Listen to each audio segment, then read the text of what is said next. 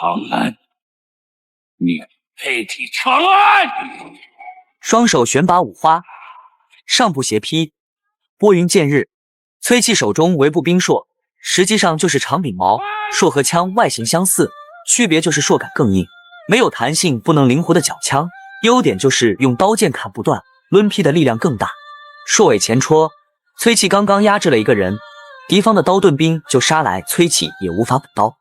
正面两人围攻，崔器只能大范围横扫逼退贼兵，可角落还有第三人手持长柄斧，被崔器提前预判，俯身闪避。槊尾砸背，进步斜劈，这属于无效压制，因为侧方有贼兵可以迅速跟进。长柄刀横斩终于伤到了崔器肋下。翻身倒手，弓步单杀手，姿势虽然帅，可是贼兵有重甲，无法击破。一刀截击，反手提撩刀，后仰闪，闷刀式。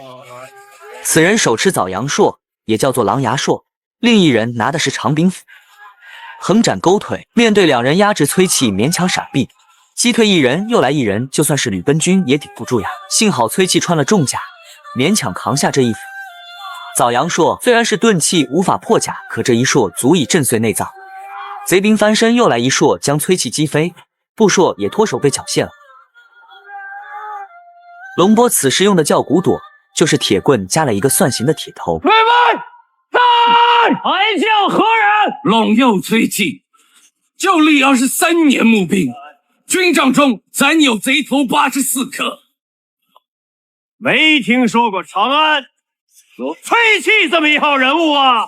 长安，你配体长安！此时二番战开始，崔器此战都是劈砍的动作，少有向前戳刺，这就犯了大错。因为贼兵都有重甲劈砍，无法破甲。崔器应该一开始就用步槊戳刺进攻，争取戳死2个，减少被贼兵围攻的可能。崔器劈砍刀盾兵，旁边拿长斧的趁虚而入，敌方也是百战老兵，根本不怕吕奔军。崔器无奈抽出唐刀劈砍，贼兵有重甲，直接无伤。这里崔器用步槊横扫退敌，唐刀作为辅助，无奈贼兵人多，崔器陷入围攻，长时间大战力气也耗尽了，连站都站不稳。枣阳槊前戳，这一戳直接断了崔器生机。崔器挥刀前刺，被刀盾兵拿盾打掉，主副武器都丢了，崔器只能被围攻，无法还手。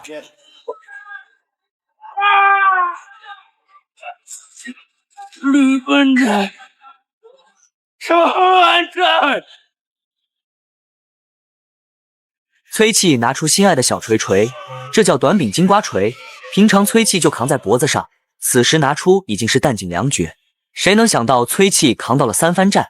长安崔器真是大唐最硬的男人，从此长安的荣耀与他同在。